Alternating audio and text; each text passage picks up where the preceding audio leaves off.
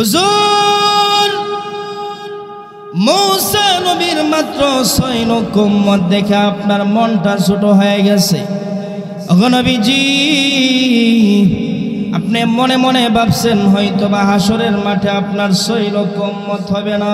ওগো নবীজি, না না, আপনার শুধু 6 লক্ষ না, 6 কোটি না, আপনার উম্মতের সংখ্যা কত হবে জানেননি? ওগো নবীজি, আমি আল্লাহ আপনাকে এখনই জানাই দেই গো নবী, আপনি আপনার চেহারা মোবারক একটু ডান দিকে ফিরান। নবীজি বলেন, আমি আমার চেহারা মোবারক একটু ডান দিকে ফিরাইলাম। ডান দিকে শুধু উম্মত আর উম্মত, উম্মতের বীরের কারণে আসমান পর্যন্ত আর দেখা যায় না। ওগো নবীজি, এবার আপনার চেহারা মোবারক একটু বাম দিকে ফিরান। নবী বলেন, আমি আমার চেহারা মোবারক একটু বাম দিকে ফিরাইলাম। শুধু উম্মত আর উম্মত, উম্মতের বীরের কারণে বাম দিকের আসমান পর্যন্ত দেখা যায় না। হুজুর, এবার আপনি আপনার চেহারা মোবারক একটু সামনের দিকে ফিরান। নবী বলেন, আমি আমার চেহারাটা সামনের দিকে ফিরাইলাম। শুধু উম্মত আর উম্মত, উম্মতের বীরের কারণে সামনের আসমান পর্যন্ত আর দেখা যায় না। আল্লাহ রাব্বুল আলামিন বলে দিলেন, ওগো নবীজি, এখন যা দেখলেন আপনার ডানে বামে সামনে পিছনে উপরে নিচে, এরা সবাই হলো আপনার উম্মত। ওগো আল্লাহর পয়গম্বর মূসা নবীর মাত্র 6 লক্ষ উম্মত দেখে আপনার মনটা ছোট হয়ে গেছে। ওগো নবীজি, এখন আপনি যা দেখলেন এরা সবাই হলো আপনার উম্মত। কিয়ামতের কঠিন ময়দানে শুধু 6 লক্ষ না, 6 কোটি না, এত অসংখ্য অগণিত উম্মত নিয়া আমার তৈরি জান্নাতের ভিতরে আপনি চলে যাবে। হাদিস শরীফের মধ্যে আসছে, আল্লাহ রাসূল সাল্লাল্লাহু আলাইহি ওয়াসাল্লাম মসজিদে নববীর বারান্দার মধ্যে বসে সাহাবায়ে কেরামকে নিয়ে কিতাবের তালিম করতেছে। এমন সময় একটা ভিক্ষুক আইসা আল্লাহর রাসূলকে সালাম দিছে আর বলে, ইয়া রাসূলুল্লাহ, আমি একদিন ধরে কিছু খাই না, আপনি আমাকে আল্লাহর ওয়াস্তে কিছু দান করেন। ভিক্ষুকের কথা শুনে আল্লাহ রাসূল সাহাবায়ে কেরামকে বললেন, ও সাহাবীরা, তোমরা তাড়াতাড়ি যাও, মসজিদে নববীর ভিতরে একটা ব্যাগ আছে, ওই ব্যাগের ভিতরে ব্যাগ ভর্তি খেজুর আছে, ওখান থেকে একটা খেজুর তোমরা ভিক্ষুককে দাও। আল্লাহ রাসূল ব্যাগ ভর্তি খেজুর থেকে একটা খেজুর কেন দিতে বললেন? উদ্দেশ্য আছে কি নাই? সবাই একটা আওয়াজ দিয়ে বলেন না, আছে কি নাই? কি উদ্দেশ্য? বলে, একটা খেজুর পাওয়ার পর ভিক্ষুক আল্লাহর নিয়ামতের শুকর আদায় করে কিনা সেটা কি করা, ইন্টারভিউ নেওয়া। সাহাবায়ে কেরাম রাসূলের অনুমতি পায়া ভিক্ষুককে একটা খেজুর দিচ্ছে। তো ভিক্ষুক একটা খেজুর নিয়ে সাথে সাথে ঢিল মেরে ছুঁড়ে ফেলে দিছে। বলুন নাউজুবিল্লাহ। আর একটু জোরে বলেন না, নাউজুবিল্লাহ। আপনারা বলেন, ভিক্ষুক কি নিয়ামতের শুকরিয়া আদায় করছে নাকি না শুকরি করছে? এই অবস্থা দেখে সাহাবায়ে কেরাম বলতেছে, ইয়া রাসূলুল্লাহ, এত বড় বেয়াদবি, আপনি আমাদেরকে অনুমতি দেন এই মুহূর্তে ভিক্ষুকের দেহ থেকে তার মাথা আলাদা করে ফেলি। রাসূল বলতেছে, ও সাহাবীরা, আমি তো গজবের নবী না, আমি তো রহমতের নবী। আল্লাহ তো আমাকে সবার জন্য রহমত হিসাবে পাঠাইছে। আপনারা বলেন, আমার আপনার নবী কি রহমতের নবী নাকি গজবের নবী? জোরে বলেন। আল্লাহ কোরআনে বলেন, ওয়ামা আরসালনাকা ইল্লা রাহমাতাল লিল আলামিন।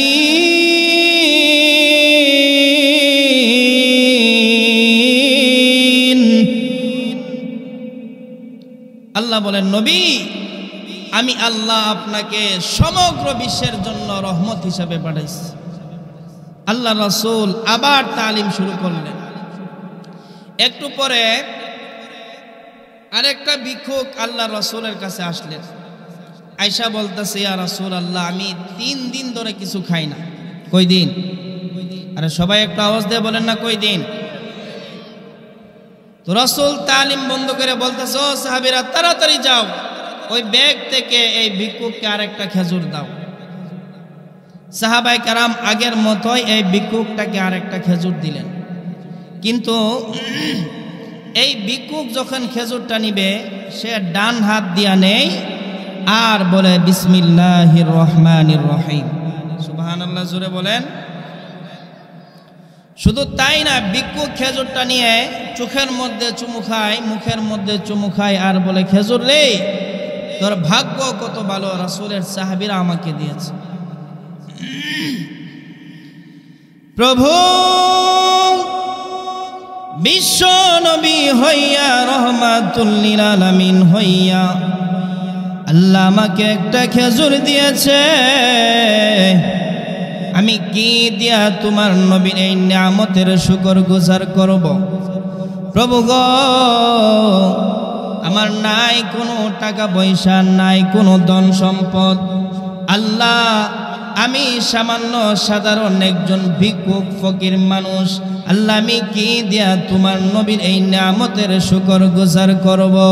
প্রভু গো, তবে অসুবিধা নাই, তোমার নবীকে আমি খালি হাতে ফিরাইয়া দিব না গো আল্লাহ। তোমার যেই নবী আমাকে একটা খেজুর দিয়েছে, ওই নবীকে তুমি সুদীর্ঘ নেক হায়াত দান করে দাও। ভিক্ষুকের দোয়া শুনে আল্লাহ রাসূলের মনটা ভরে গেছে। এটা কেমন ভিক্ষুক, মাত্র একটা খেজুর পায়া এত সুন্দর দোয়া। আল্লাহ রাসূল সাহাবীদেরকে বললেন, ও সাহাবীরা, তাড়াতাড়ি যাও, ওই ব্যাগ থেকে আরো 3টা খেজুর ভিক্ষুককে দাও। বলুন সুবহানাল্লাহ। বলেন নিয়ামত বাড়ছে না কমছে?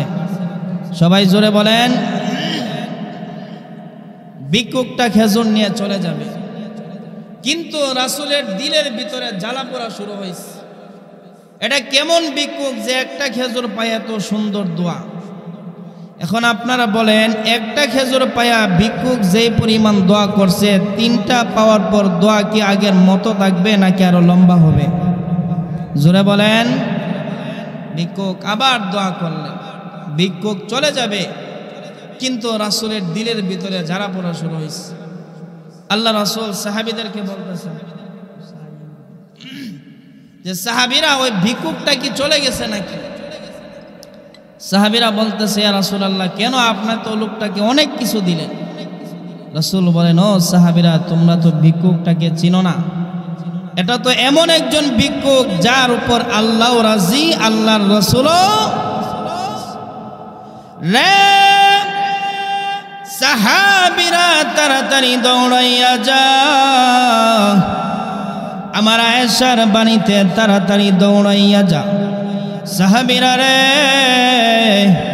আমার আয়েশাকে বলে দে, আয়েশার বাড়ির মধ্যে একটা ব্যাগ আছে, ওই ব্যাগের ভিতরে আয়েশার 10 দিরহাম আছে। সাহাবীরা রে, আমার আয়েশাকে বলে দে, আমি বিশ্বনবী বলেছি আয়েশার 10 দিরহাম যেন আল্লাহর শুকর গুজার এই ভিক্ষুকের হাতে তুলে দেয়। বলেন, ভিক্ষুক যদি নিয়ামতের শুকরিয়া আদায় না করত, নিয়ামত বাড়ত? আপনারা কি আমার কথা বুঝেন? তো সবাই একটু জবান খুলবেন, ইনশাল্লাহ। পারবেন না? সবাই আওয়াজ। তো আল্লাহ পাক রব্বুল আলামিন যে আমাকে আপনাকে মহব্বত করে এরকম জান্নাতি বাগানে আসার এবং বসার তৌফিক দান করেছেন, এজন্য রব্বে কারিমের দরবারে কালিমাতুশ শুকর আদায় করছি। সবাই জোরে সুরে পড়ে আলহামদুলিল্লাহ।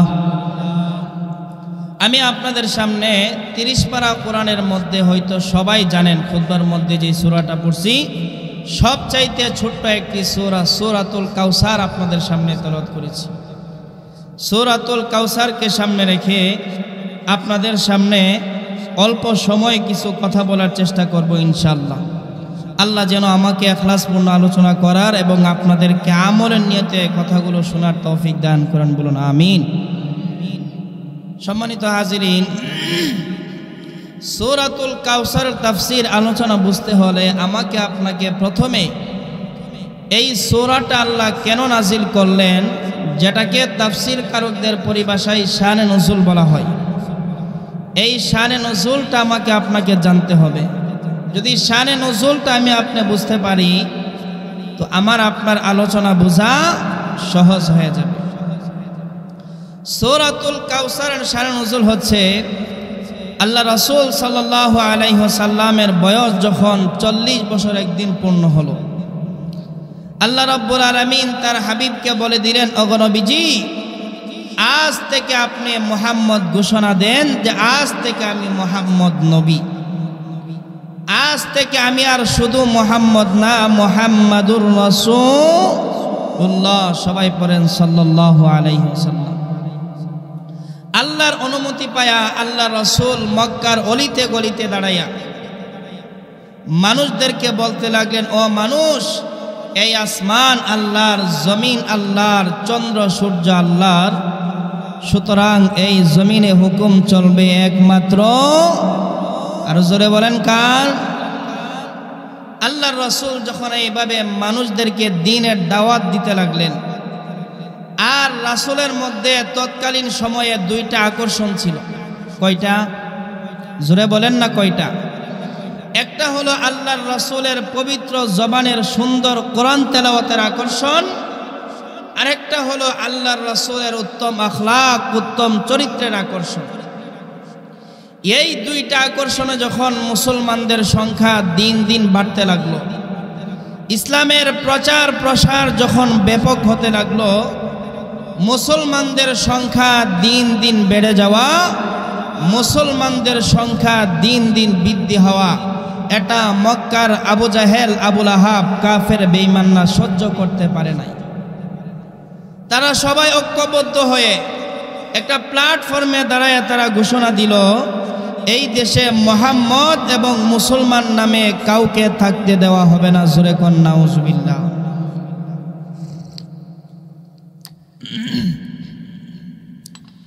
এইভাবে যখন আল্লাহর রাসূলের বিরুদ্ধে তারা ঘোষণা দিল, বিশেষ করে আল্লাহর রাসূলের আপন চাচা, যার নাম হলো আবুল আহাব, এবং তার যে ম্যাডাম উম্মে জামিল, তারা দুইজন গিয়া বলতে লাগলো, ও আরববাসী, ও কুরাইশবাসী, মুহাম্মদ সম্পর্কে আমরা যা জানি তোমরা কিন্তু তা জানো না। কেন জানো না? বলে, মুহাম্মদ একদিকে আমাদের আপন ভাতিজা, অপর দিকে মুহাম্মদ আমাদের আপন বিয়াই। ভাতিজা আবার বিয়াই কেমনে?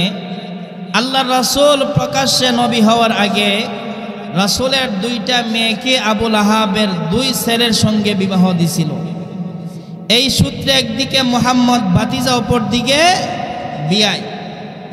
উম্মে জামিল, আবুল আহাব তারা বলে, শোনো, মুহাম্মদ আমাদের ঘরের লোক, আমাদের ফ্যামিলির লোক, মুহাম্মদ সম্পর্কে আমরা যা জানি তোমরা কিন্তু তা জানো না। শোনো,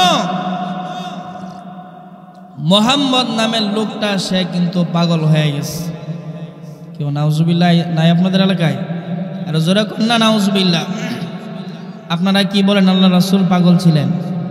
জোরে বলেন। আমার কথা না, আল্লাহ কোরআনে বলেন, ওয়ামা সাহিবুকুম বিমাজনুন।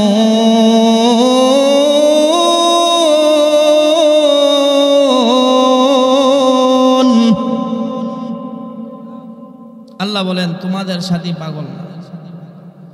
উম্মে জামিল, আবুল আহাব তারা গিয়া বলে, শুনো, মুহাম্মদ নামের লোকটা সে কিন্তু পাগল হয়ে গেছে, সাবধান, তোমরা কিন্তু মুহাম্মদের কাছে যাইবা না। আল্লাহর রাসূলের বিরুদ্ধে যখন মানুষের কাছে গিয়ে এইভাবে অপপ্রচার করতে লাগলো, আল্লাহর রাসূল মনে মনে আল্লাহকে বললেন, আল্লাহ, আমার দাওয়াতের কাছে যদি আমার আপন চাচি এবং চাচা তারা যদি মানুষের কাছে এইভাবে আমার অপপ্রচার করে, আমি আমার দাওয়াতের কাজ কেমন করে করব? আল্লাহ ডাক দিলেন, নবী গো, আপনি ভয় পাবেন না, ঘাবড়াবেন না। মানুষের দিলের মালিক একমাত্র আমি আল্লাহ। দিলের মালিক কে? আর জোরে বলেন কে? আল্লাহ বলেন, নবী যাদের কাছে গিয়া বলবে মুহাম্মদ পাগল, আমি আল্লাহ তাদের দিলকে পরিবর্তন করে দেব। আল্লাহ মানুষের অন্তর কেমন করে পরিবর্তন করেন দেখেন। উম্মে জামিল, আবুল আহাব যখন গিয়া বলতে লাগলো মুহাম্মদ পাগল, তখন মক্কার কিছু কিছু যুবক তারা বলতে লাগলো, যেই মুহাম্মদের আচার আচরণ দেখে, যার ব্যবহার দেখে আমরা নিজেরাই যাকে আল আমিন সাদেক বলে উপাধি দিয়েছি, সেই মুহাম্মদ হঠাৎ করে পাগল হয়ে গেল। পাগল কেমন করে হলো দেখার একটু দরকার, আর জোরে বলেন না দরকার। তারা পাগল দেখার জন্য খানায়ে কাবার দিকে রওনা হয়ে গেল।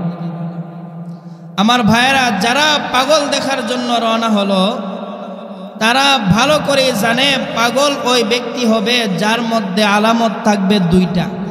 জোরে বলেন কয়টা? এক নম্বর আলামতটা হলো পাগলের লেবাস আর সুরতের মধ্যে মিল থাকবে না। জোরে বলেন ঠিক কিনা?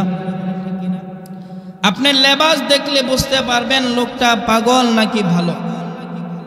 আপনাদের এলাকার মধ্যে হয়তো বা নাই, বাংলাদেশের বিভিন্ন জায়গায় এমন কিছু সিটার বাটফার আছে যারা নিজেদেরকে মারিফাতের সম্রাট দাবি করে, কিন্তু এদেরকে চিনার একটা উপায় হলো এদের মুখ এত লম্বা করে, মুখের কারণে আর মুখের ছিদ্র দেখা যায় না। জোরে বলেন না ঠিক কিনা?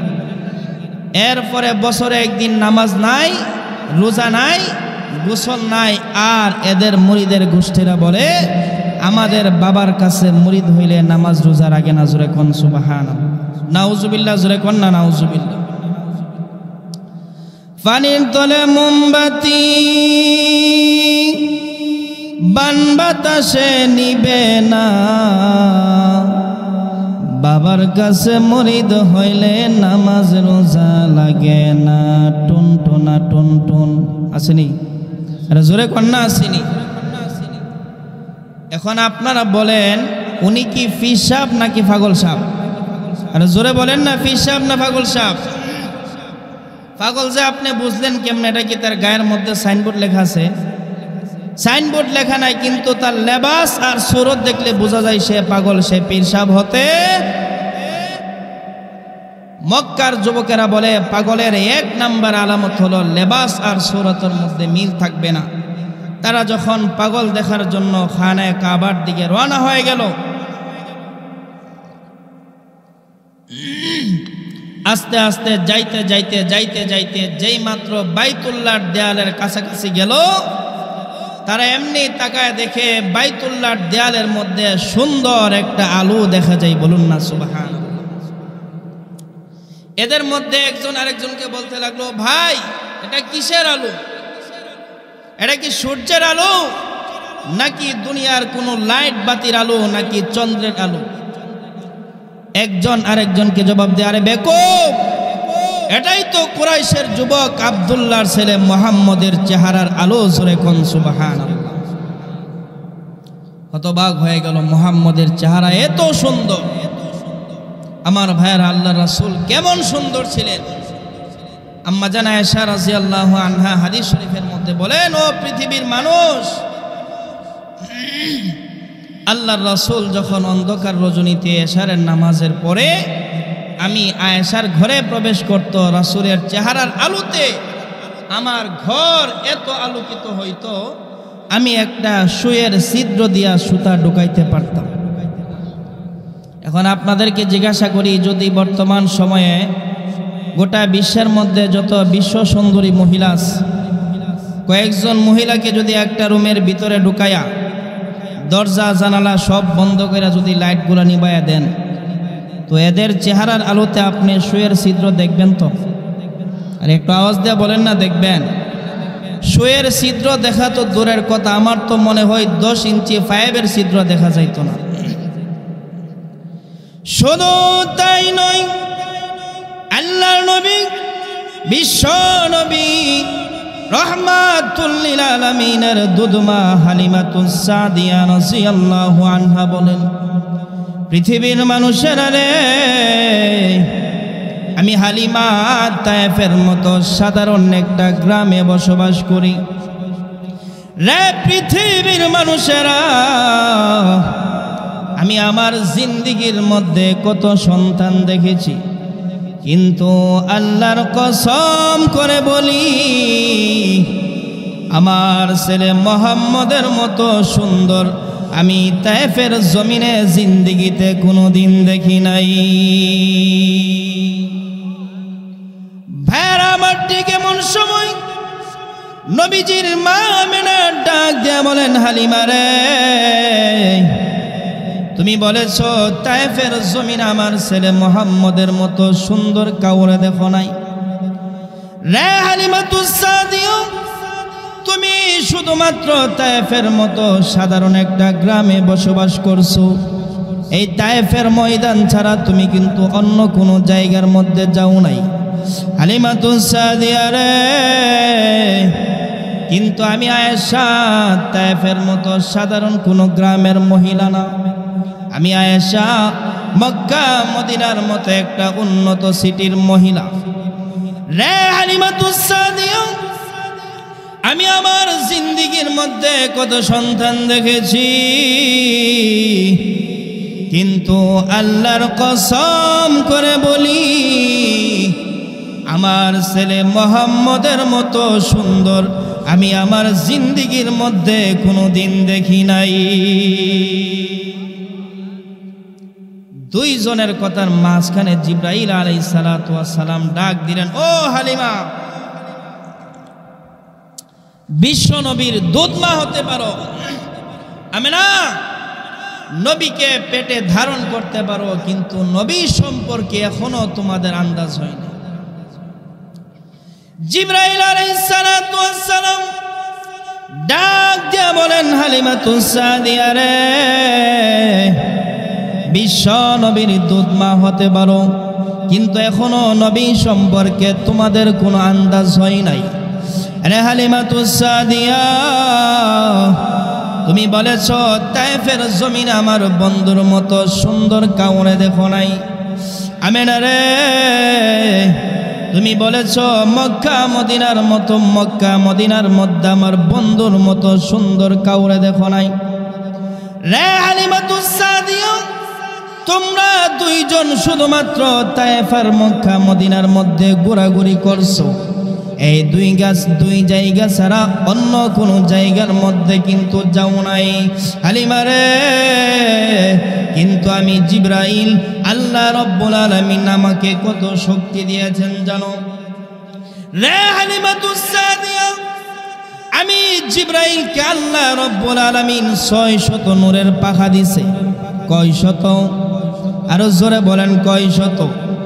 জিবরাইল বলেন, একটা পাখা যদি একবার যদি এইভাবে টান দেয়, 1 মিনিটের ভিতরে গোটা পৃথিবীটা আমি ভ্রমণ করতে পারি, চক্কর দিতে পারি। এরকম একটা দুইটা না 600 নূরের ডানা আল্লাহ আমি জিবরাইলকে দিছে। হালিমাতুস সাদিয়া রে, আমি জিবরাইল গোটা পৃথিবীর মধ্যে কত লক্ষবার ভ্রমণ করেছি, আমি জিবরাইলেরও হিসাব জানা নাই। কিন্তু আমি জিবরাইল আল্লাহর কসম করে বলি, আমার বন্ধু মুহাম্মদের মতো সুন্দর আমি গোটা পৃথিবীর মধ্যে কাউরে দেখি নাই। এমনি আরশে আজিম থেকে আল্লাহ ডাক দিলেন, জিবরাইল, এতক্ষণ পর্যন্ত তোমরা 3 জন তোমাদের মন্তব্য পেশ করলা। হালিমা বলল তায়েফে দেখে নাই, আমেনা বলল মক্কা মদিনার মধ্যে দেখে নাই, তুমিও বললা দেখো নাই। তাহলে বোঝা গেল সৌন্দর্য দেখার এখনো বুঝি বাকি আছে। ও জিবরাইল, আমি আল্লাহর চূড়ান্ত ফায়সালা শোনো, আমি আল্লাহর চূড়ান্ত ঘোষণা হলো, আমার ইজ্জতের কসম, আমার বন্ধুর মতো সুন্দর আমি আল্লাহ দুনিয়াতে কাউকে সৃষ্টি করি নাই। জোরে কন্যা সুবহান। ভাইরা আমার, যারা গেছিল পাগল দেখার জন্য, তারা বলে আল্লাহর কসম, এত সুন্দর চেহারার লোক কোনোদিন পাগল হতে পারে না। জোরে কন্যা সুবহান। সম্মানিত হাজিরিন, মক্কার জমিনে পাগলের আলামত কয়টা ছিল? 2টা। এখন বলেন 1 নাম্বার আলামতটা কি আছে নাকি বাতিল হয়ে গেছে? জোরে বলেন না, আছে না বাতিল হয়ে গেছে? বাতিল হয়ে গেছে। মক্কার যুবকেরা বলে পাগলের 2 নাম্বার আলামতটা হলো পাগলের কথার সামনে আর পিছনে কোনো মিল থাকবে না। পাগলের কথার আগের লাইন আর পরের লাইনে কি থাকবে না? কোনো মিল থাকবে না।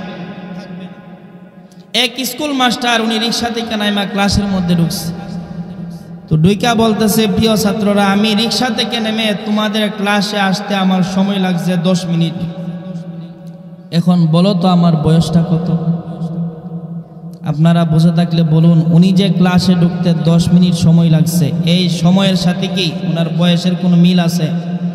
আওয়াজ দেয়া বলেন না, মিল আছে? সমস্ত ছাত্ররা হা করে থাকে, এরকম অঙ্ক তো জীবনে কোনোদিন শুনি নাই।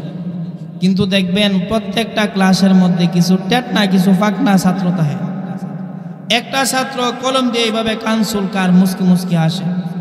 স্যার কয়, বেয়াদব হাসস, আমার অঙ্কটা বাই কর। স্যার আমি একটা অঙ্ক পাইছি। কি? বলে যোগ বিয়োগ গুণ ভাগ লসাগু গসাগু যা আছে সব কিছু হিসাব করে আপনার একটা বয়স পাইছি। কত? আপনার বয়সটা সমান 40 বছর। কত বছর? আর আসলে স্যারের বয়স 40 লাগিয়ে গেছে গা। স্যার মাশাআল্লাহ তোর তো অনেক বুদ্ধি আছে, তবে বুঝলে কেমনে আমার বয়স 40? ওইটা কই, স্যার আমার বাড়িতে আমার একটা আপন ছোট ভাই আছে, এটা হলো আধা পাগল। কি পাগল? আধা পাগল। মাঝে মাঝে ভালো কো, মাঝে মাঝে আবল তাবল কো। হের বয়স হইল 20 বছর। আর আপনি যেই তালে প্রশ্ন করছেন, আপনার কথা শুনে মনে হয় আপনি হইলেন পুরা পাগল, পুরা মেন্টেল। এই জন্য আপনার বয়সটা কত হইব? জোরে কন্যা কত হইব? মক্কার যুবকেরা বলে পাগলের 2 নম্বর আলামতটা হলো তার কথার সামনে আর পিছনে কোনো মিল থাকবে না। চলো মুহাম্মদের সাথে একটু কথা বলে দেখি, মুহাম্মদের কথার আগাগোড়া মিল আছে কিনা। জোরে কন্যা সুবহান। তারা যখন আল্লাহ রাসূলের কাছে গেল, আল্লাহ রাসূল ওনার নুরানি চেহারা মোবারক এদের দিকে ফিরাইয়া আল্লাহ রাসূল কোরআনের এমন কিছু আয়াত তেলাওয়াত করতে লাগলেন যেইগুলা যেমন তার অর্থের মিল তেমন তার ছন্দের মিল, এবং প্রত্যেকটা আয়াতই হলো আল্লাহ তাআলার প্রশ্নবোধক আয়াত। আল্লাহ রাসূল বলেন, আলাম নাজআল লাহু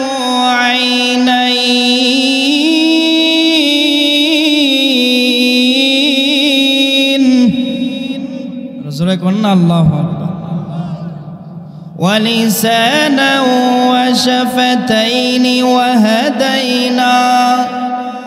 وهديناه النجدين।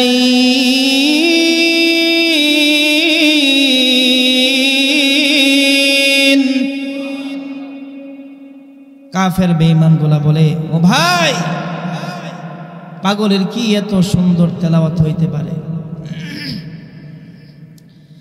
না, এত সুন্দর তেলাওয়াত জিন্দেগিতে কোনোদিন পাগলের হতে পারে না। আবুল আহাব রে, তোমরা বলেছ মুহাম্মদ পাগল, মুহাম্মদ পাগল, কিন্তু আমরা তো জানি পাগলের 1 নম্বর আলামতটা হলো তার চেহারা আর সুরতের মধ্যে কোনো মিল থাকবে না। কিন্তু মুহাম্মদের চেহারা এত সুন্দর, মুহাম্মদের চেহারার আলো যখন বাইতুল্লাহর দেয়ালের মধ্যে পড়েছে, সাথে সাথে গোটা বাইতুল্লাহর দেয়াল পর্যন্ত আলোকিত হয়ে গেছে। রে আবুল আহাব, তোমরা বলেছ মুহাম্মদ পাগল, আমরা জানি পাগলের 2 নম্বর আলামতটা হলো পাগলের কথার সামনে আর পিছনে কোনো মিল থাকবে না, পাগলের কথার আগাগোড়ার মধ্যে কোনো মিল থাকবে না। কিন্তু মুহাম্মদের কথা এত সুন্দর, মুহাম্মদের মতো এত সুন্দর কথা আরবের কোনো কবিরা পর্যন্ত বলতে পারে নাই, কোনো সাহিত্যিক পণ্ডিতরা কোনোদিন বলতে পারে নাই। আবুল আহাব রে, প্রমাণ হয়ে গেল তিনি সত্যি আল্লাহর পয়গম্বর, কোরআন সত্য আল্লাহর কিতাব, ইসলাম আল্লাহর পক্ষ থেকে সত্য ধর্ম। আর কাফের থাকবো না, এই মুহূর্তে কালিমা পড়ে জিন্দেগির জন্য আমরা মুসলমান হয়ে যাব। আর জোরে কন্যা সুবহানাল্লাহ।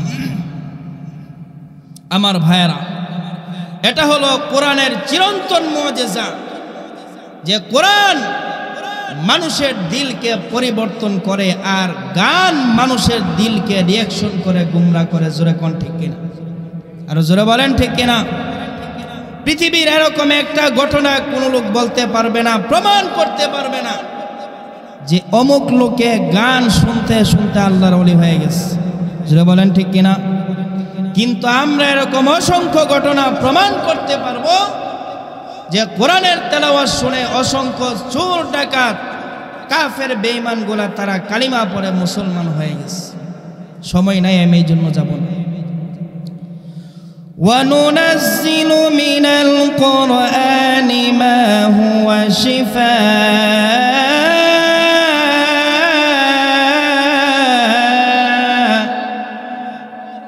وَرَحْمَةٌ لِّلْمُؤْمِنِينَ।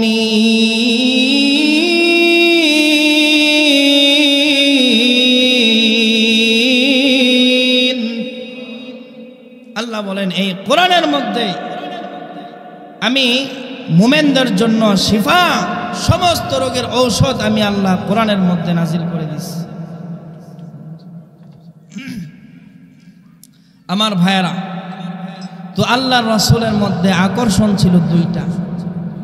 একটা হলো আল্লাহর রাসূলের পবিত্র জবানের কোরআন তেলাওয়াতের আকর্ষণ, আর একটা হলো আল্লাহর রাসূলের উত্তম আখলাক, উত্তম চরিত্রের আকর্ষণ। উত্তম আখলাক, উত্তম চরিত্র কারে কয়? একটা হইল আপনাকে একটা লোক থাপ্পড় দিছে, তো আপনি লোকটাকে আরেকটা থাপ্পড় দিলেন, বেশি দেন নাই, এটা হলো একটা।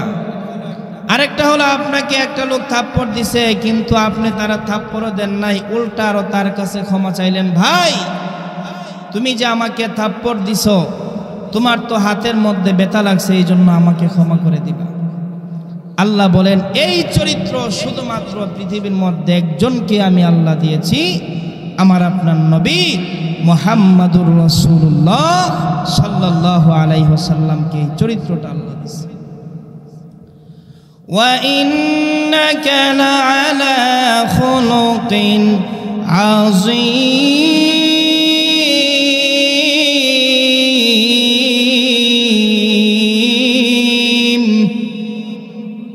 আল্লাহ বলেন নবী গো, আমি আল্লাহ আপনাকে মহান চরিত্র দিলাম। মহান চরিত্র কারে বলে? আল্লাহু আকবার। আল্লাহ রাসূলের কাছে ইহুদি কিছু টাকা পাইবে, তো মনে করেন আল্লাহ রাসূল ইহুদির কাছ থেকে টাকা আনছেন আগামী বুধবারে দেওয়ার কথা মনে করেন, কিন্তু ইহুদি 3 দিন আগে আল্লাহ রাসূলের কাছে চলে আসছে। আল্লাহ রাসূল রাস্তা দিয়ে হাঁটতেছে, রাসূলের সাথে হযরত ওমর। নরম না গরম? জোরে বলেন না, নরম না গরম? ইহুদি আয়েশা আল্লাহ রাসূলের গলার মধ্যে একটা চাদর ছিল, ওই চাদরের 2 দিক থেকে টান দিছে, রাসূলের গলার মধ্যে ফাঁস লেগে গেছে, রাসূলের চেহারা লাল হয়ে গেছে। হযরত ওমর রাদিয়াল্লাহু আনহু এই অবস্থা দেখে মনে মনে রাগ করে একবারে আগুনের মতো ফুলে গেছে। বলতাছি, ইহুদি আমরা তো আল্লাহর রাসূলের অনুমতি ছাড়া কিছু করি না, আর না হয় তুই আজকে যে অন্যায়টা করছস আমার তরবারি ফাইসালা করত। আল্লাহ রাসূল ওনার চেহারা মোবারক পিছনের দিকে ঘুরাইলেন, তো যেই মাত্র তাকায় দেখে পাওনাদার, রাসূল বলেন, ও তুমি আসছো, তুমি তো আমার কাছে টাকা পাইবা। আপনারা বুঝে থাকলে বলুন, ইহুদি কি সঠিক সময়ে আসছে নাকি আরো আগে আসছে? আরে জোরে বলেন না, সঠিক সময় আসছে নাকি আগে আসছে? কিন্তু এরপরে আল্লাহ রাসূল ওমরকে বললেন, ওমর ইহুদি যদিও আগে আসছে কিন্তু সে তো টাকা পাইবে, সে তো পাওনাদার। তুমি যে তারে ধমক দিলা, যাও বাইতুল মালের মধ্যে গিয়া সে যে আমার কাছে টাকা পাইবে পাওনা তো পরিশোধ করবা, আর তুমি যে তারে ধমক দিলা এর জরিমানা স্বরূপ আরো 50 দিরহাম তাকে বেশি দিলা। ওমর বলেন, আল্লাহ ভুল করলো কে আর জরিমানা দিল? উমর ইহুদির নিয়া বাইতুল মালের দিকে রওনা হয়েছে।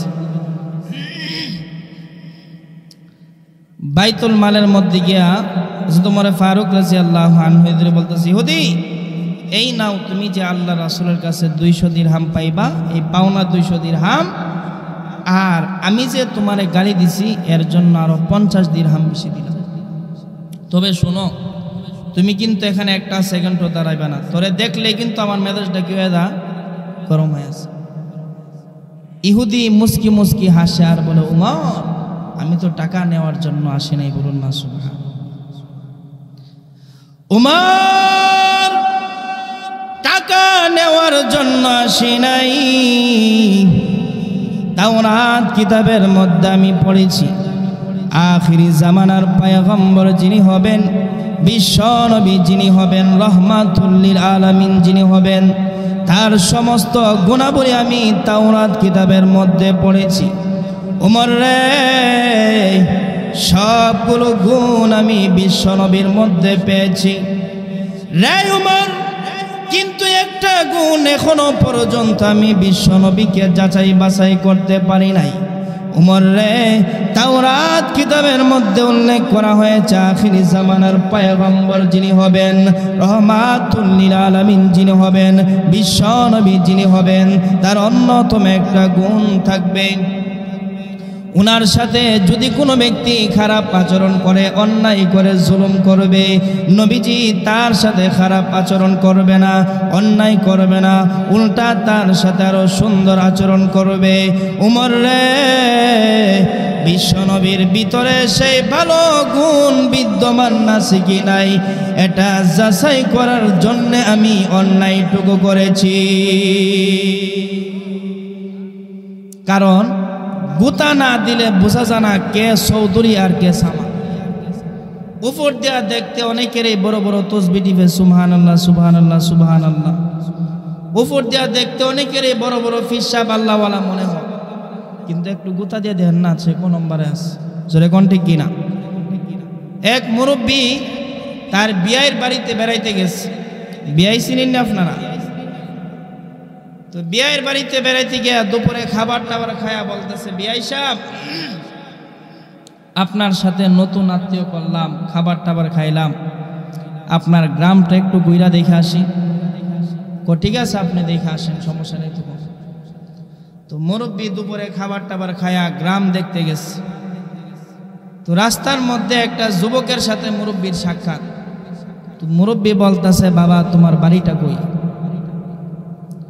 তো যুবক এমন একটা গ্রামের নাম কইছে যেই গ্রামের মানুষ বেশি উগ্র। উগ্র বুঝেননি আপনারা? উগ্র কারে কয়? যে ঝগড়া কম করে না বেশি করে? বেশি করে। মুরব্বী কইতেছে, বাজান তোমার ব্যবহার দেখে তো মনে হয় না তুমি ওই গ্রামের লোক। এখন আছে আমার বাড়ির ওই গ্রামে, ওই গ্রামের মানুষটা এত সভ্য হওয়ার কথা না। একবার দুইবার তিনবার বলার পর যুবক বলে, বুইরা বিশ্বাস যদি না করো তারপর দিয়া দাঁত ফালাই দেব।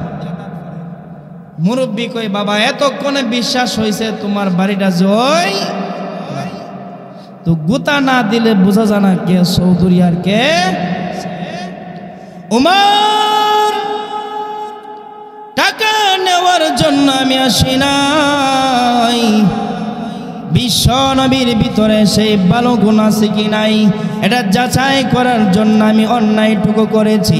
উমর রে, আমার দিলের ভিতরে এখন বিশ্বাস হয়ে গেছে উনি হলেন সত্যি সত্যি আল্লাহর পয়গম্বর, উনি হলেন আখিরি জামানার পয়গম্বর।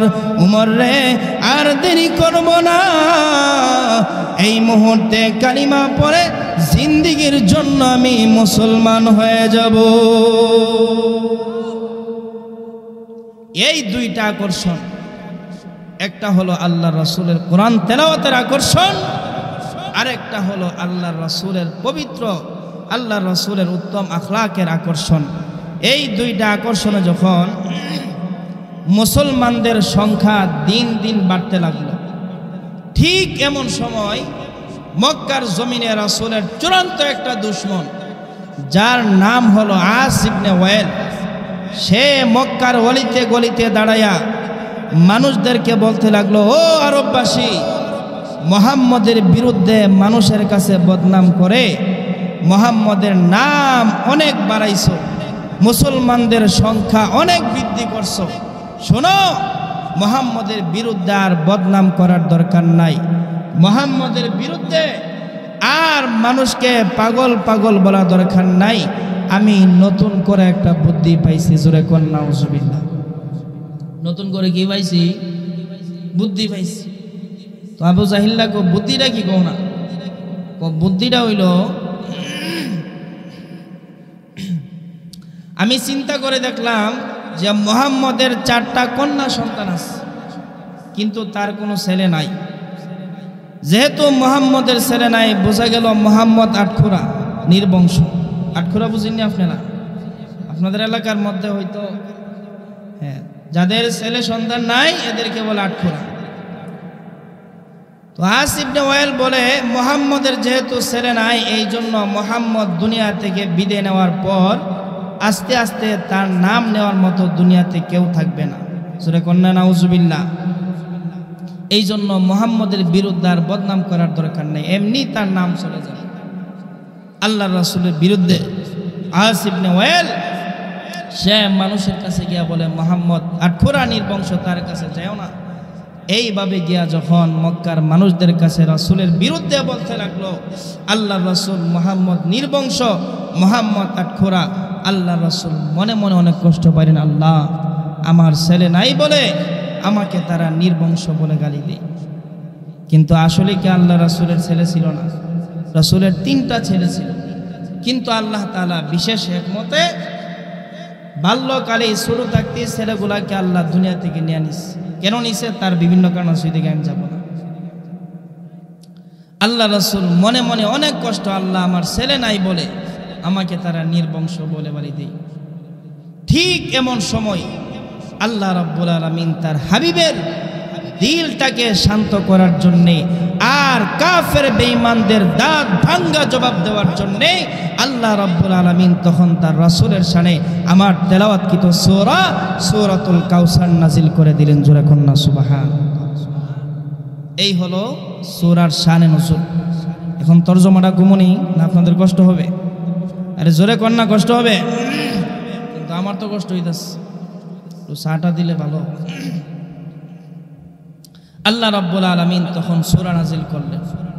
আল্লাহ বলেন, ইন্না আ'তাইনাকাল কাউসার। আল্লাহ বলেন, নবী গো, আমি আল্লাহ আপনাকে কাউসার দিলাম। কাউসার মানে কি? কাউসারের ব্যাখ্যা কি? তাফসিরে কাবিরের মধ্যে প্রায় 40টা ব্যাখ্যা দিয়েছেন কাউসারের অর্থ। কয়টা? 40টা। আমি তো হয়তো 1টা বা 2টা বলতে পারবো, সর্বোচ্চ এর বেশি বলতে পারবো না। তো কাউসারের 1 নম্বর ব্যাখ্যাটা হলো, কাউসার দিলাম মানে হলো আল্লাহ রাব্বুল আলামিন বলেন, ওগো নবীজি, আমি আল্লাহ আপনাকে কাউসার দিলাম মানে আমি আল্লাহ পৃথিবীর মধ্যে যত আসমানি কিতাব নাজিল করেছি সব চাইতে শ্রেষ্ঠ কিতাব আল কোরআন আপনাকে দান করলাম। বলুন না সুবহানাল্লাহ। কোরআন কি, কোরআনের গুরুত্ব মর্যাদা বলতে গেলে আলাদা 2 ঘন্টা সময় লাগে।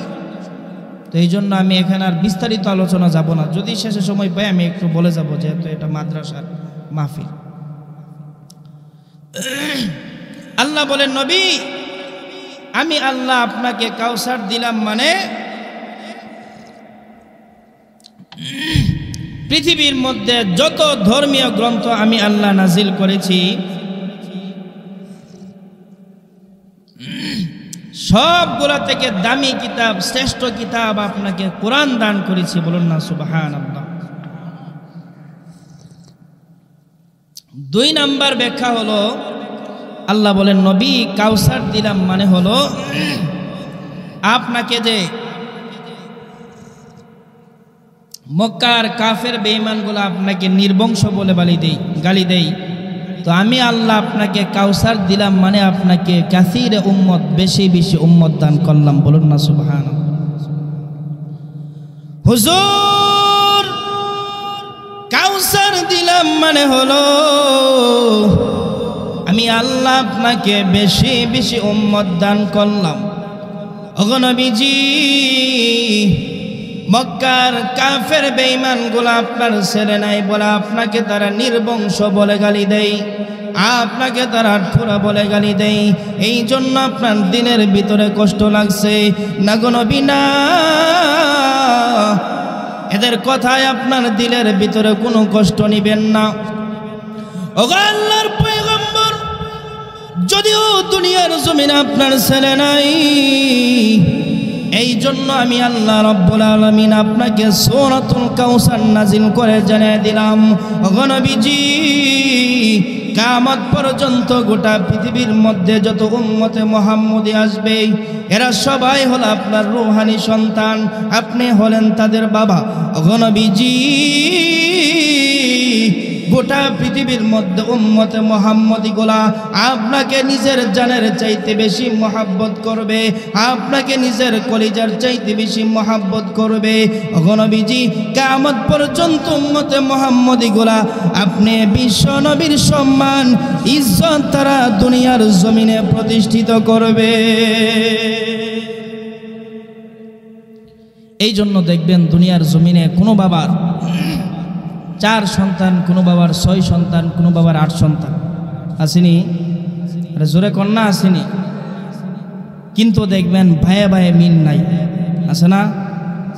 কিন্তু যেই মাত্র আপনার বাবারে কোনো ব্যক্তি গালি দিছে, তখন কিন্তু আর কি থাকে না, শত্রুতা থাকে না, সবাই এক হয়ে যায়।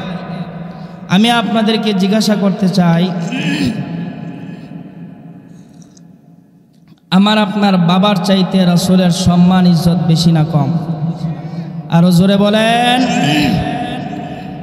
বাবার দুশ্মনের বেলায় যেরকম আপনি নিজের ব্যক্তিগত শত্রুতা ভুলে যান, আমার আপনার বাবার চাইতে দামি, নিজের জানের চাইতে বেশি প্রিয় মুহাম্মদুর রাসূলুল্লাহকে যখন বাংলার জমিনে কোনো নাস্তিক বেঈমান যখন গালিগালাজ করবে, রাসূলকে নিয়ে কুৎসা রটনা করবে, আমি আপনি কে আওয়ামী লীগ, কে বিএনপি, কে জাতীয় পার্টি, কে হেফাজত, কে কওমি, কে চরমোনাই, কে সুন্নি, কে ওয়াহাবি, সব কিছু বলে গিয়ে কাঁধে কাঁধ মিলাইয়া আল্লাহর রাসূলের বিরুদ্ধে যারাই কুৎসা রটনা করবে, তাদের বিরুদ্ধে আমাকে আপনাকে প্রতিবাদ করতে হবে, প্রতিবাদ করতে হবে। জোরে বলেন ঠিক কিনা?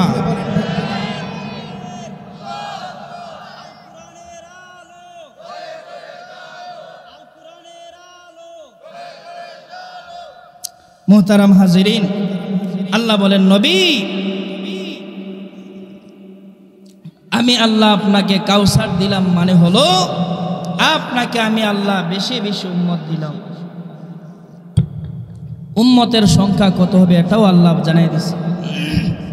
আল্লাহ রাসূল বলেন, আদম নবী থেকে শুরু করে ঈসা নবী পর্যন্ত সমস্ত নবীরা আমার সাথে উম্মত সহ সাক্ষাৎ করছে।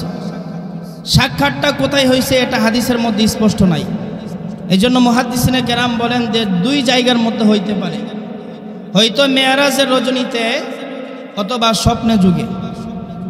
তো রাসূল বলেন, আমি তাকায় দেখি কোন নবীর 10 জন উম্মত, কেউ 20 জন, কেউ 40 জন, কেউ 1000, কেউ 2000, আবার কোন নবী আছে উম্মত নাই, শুধু নবী আছে। আল্লাহ রাসূল বলেন, হঠাৎ করে তাকায় দেখি এমন একজন নবী যার পিছনে 6 লক্ষ উম্মত আসে, আর নবী সামনে সামনে হাঁটে। বলুন না সুবহানাল্লাহ। আল্লাহ রাসূল বলেন, আল্লাহ উনি কে? যার 6 লক্ষ উম্মত, এত অসংখ্য উম্মত। আল্লাহ জানিয়ে দিলেন, নবী উনি হলেন বনি ইসরাইলের জালিলুল কদর পয়গম্বর হযরত মূসা আলাইহিস সালাতু ওয়াস সালাম। যারা কন্যা সুবহানাল্লাহ। যেই মাত্র এই কথাটা বললেন, সাথে সাথে রাসূলের দিলটা ছোট হয়ে গেছে, আল্লাহ রাসূলের চেহারাটা মলিন হয়ে গেছে। আল্লাহ, মক্কার কাফেরগুলো আমাকে নির্বংশ বলে, এরা আমাকে গালিগালাজ করে, আমার সন্তান নাই। মুসা নবীর এত অধিক উম্মত, হাসরের মাঠে হয়তো বা আমার এত উম্মত হবে না। রাসূলের মনটা ছোট হয়ে গেছে। হুজুর, মুসা নবীর মাত্র 6 লক্ষ উম্মত দেখে আপনার মনটা ছোট হয়ে গেছে। ওগো নবীজি, আপনি মনে মনে ভাবছেন হয়তো বা হাসরের মাঠে আপনার 6 লক্ষ উম্মত হবে না। ওগো নবীজি, না না, আপনার শুধু 6 লক্ষ না, 6 কোটি না, আপনার উম্মতের সংখ্যা কত হবে জানেননি? ওগো নবীজি, আমি আল্লাহ আপনাকে এখনই জানাই দেই গো নবী, আপনি আপনার চেহারা মোবারক একটু ডান দিকে ফিরান। নবীজি বলেন, আমি আমার চেহারা মোবারক একটু ডান দিকে ফিরাইলাম। ডান দিকে শুধু উম্মত আর উম্মত, উম্মতের বীরের কারণে আসমান পর্যন্ত আর দেখা যায় না। ওগো নবীজি, এবার আপনার চেহারা মোবারক একটু বাম দিকে ফিরান। নবী বলেন, আমি আমার চেহারা মোবারক একটু বাম দিকে ফিরাইলাম। শুধু উম্মত আর উম্মত, উম্মতের বীরের কারণে বাম দিকের আসমান পর্যন্ত দেখা যায় না। হুজুর, এবার আপনি আপনার চেহারা মোবারক একটু সামনের দিকে ফিরান। নবী বলেন, আমি আমার চেহারাটা সামনের দিকে ফিরাইলাম। শুধু উম্মত আর উম্মত, উম্মতের বীরের কারণে সামনের আসমান পর্যন্ত আর দেখা যায় না। আল্লাহ রাব্বুল আলামিন বলে দিলেন, ওগো নবীজি, এখন যা দেখলেন আপনার ডানে বামে সামনে পিছনে উপরে নিচে, এরা সবাই হলো আপনার উম্মত। ওগো আল্লাহর পয়গম্বর মূসা নবীর মাত্র 6 লক্ষ উম্মত দেখে আপনার মনটা ছোট হয়ে গেছে। ওগো নবীজি, এখন আপনি যা দেখলেন এরা সবাই হলো আপনার উম্মত। কিয়ামতের কঠিন ময়দানে শুধু 6 লক্ষ না, 6 কোটি না, এত অসংখ্য অগণিত উম্মত নিয়া আমার তৈরি জান্নাতের ভিতরে আপনি চলে যাবে। কাউসারের 2 নাম্বার ব্যাখ্যা। 3 নাম্বার ব্যাখ্যা হলো, আল্লাহ বলেন, নবী গো, কাউসার দিলাম মানে আমি আল্লাহ আপনাকে খায়রুল কাসীর, তাফসীর ইবনে কাসিরের মধ্যে আনা হয়েছে যে কাউসার দিলাম মানে আপনাকে খায়রুল কাসীর, আপনাকে অধিক কল্যাণ, অধিক সম্মান আপনাকে দিলাম। সুবহানাল্লাহ, জোরে কন্না সুবহানাল্লাহ। আশহাদু আন্না মুহাম্মাদার রাসূলুল্লাহ।